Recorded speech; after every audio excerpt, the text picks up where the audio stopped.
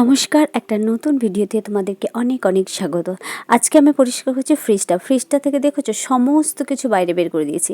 জিনিসপত্র তো বটেই, র্যাকগুলো পর্যন্ত, গ্লাসগুলো পর্যন্ত বাইরে কলতলায় নিয়ে গেছি। সেখানে ধুয়ে মেজে এরকমভাবে জল ছড়াতে দিয়েছি। জল ঝরিয়ে আবার লাগিয়ে দেবো।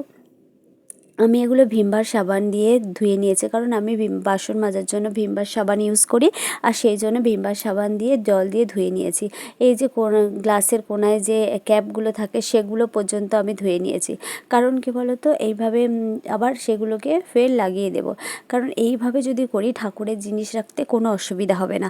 আমি না লক্ষ্মী পুজোর আগে আগে এটা করলাম, কারণ আমার হাজব্যান্ডের পুজোর দিন ডিউটি আছে। আমি 2 দিন আগে বাজার করেছি, সেগুলো তো নষ্ট হয়ে যাবে। তো এইভাবে ধুয়ে নেব। তো মানে উপরের দিক থেকে দুটো র্যাকে রাখবো না, তার নিচের দুটো র্যাকে রাখবো, আর সবজির জায়গাটাতে রাখবো, ট্রেটাতে রাখবো।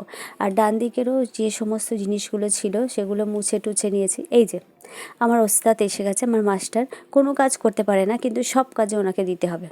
এই যে ক্যাপগুলো কোনায় এইভাবে লাগিয়ে নিয়েছি, আমি খুলে নিয়ে ভালো করে সাবান দিয়ে ধুয়ে আবার এইভাবে লাগিয়ে দিচ্ছি। জল ধরা হয়ে গেছে, আবার লাগিয়ে এগুলো ফ্রিজের মধ্যে লাগিয়ে দেবো। তাহলে এইরকমভাবে রাখলে কোনো এঁঠোকাটোর বালাই তো থাকছেই না। ঠাকুরের জিনিস কিন্তু ইজিলি রাখতে পারো। যারা আগে আগে বাজার করবে, এমন কিছু জিনিস আছে যেমন দুধ, দই, সেগুলো তো একটু রাখা লাগে, বা অনেক ফল, তো সেগুলো এভাবে রাখলে কোনো অসুবিধা হবে না। কারণ পুরো তো ধোয়া, আমি বাইরেরও ফ্রিজটাকে ধুয়ে, মানে বাইরের দিকটাকেও ভালো করে ধুয়ে নিয়েছি। তাহলে কিসের অসুবিধা? শুধু মানসিকতা ছাড়া আর কিছুই অসুবিধা নেই। অনেকে ফ্রিজে রাখতে চাও না। এই দেখো আমার ফ্রিজটা, এখানে বিন্দু মাত্র নোংরা থেকে কিচ্ছু নেই, কোনো কিছু নেই। এখানে ঠাকুরের জিনিস রাখলে কিসের অসুবিধা?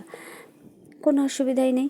তো এইভাবে না সবাই, কোনো পুজো আশ্রয় যদি বাড়িতে হয় আর সেখানে যদি কিছু স্টোর করে রাখার দরকার হয়, তো ফ্রিজকে এইভাবে ধুয়ে মুছে নিলে কিন্তু ইজিলি রাখা যায়, কোনো অসুবিধা হবে না।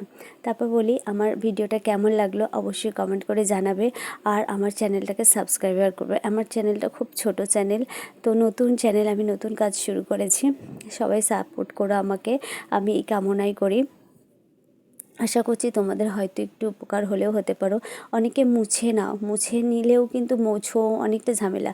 তার থেকে এইটা একদম ক্লিন হয়ে গেল, আর খুব ইজিলি শুধু বের করে নাও, ধুয়ে নাও, ব্যাস লাগিয়ে দাও, আর কোনো কিন্তু চাপ নেই। একটু সাবধানে, গ্লাস 3টে যে থাকে, গ্লাস ট্রেগুলো, এই র্যাকগুলো ছাড়া আর কিন্তু কোনো রিস্ক নেই। এগুলো আমার ছেলে না বাদাম, বিভিন্ন ধরনের সিডগুলো থাকে,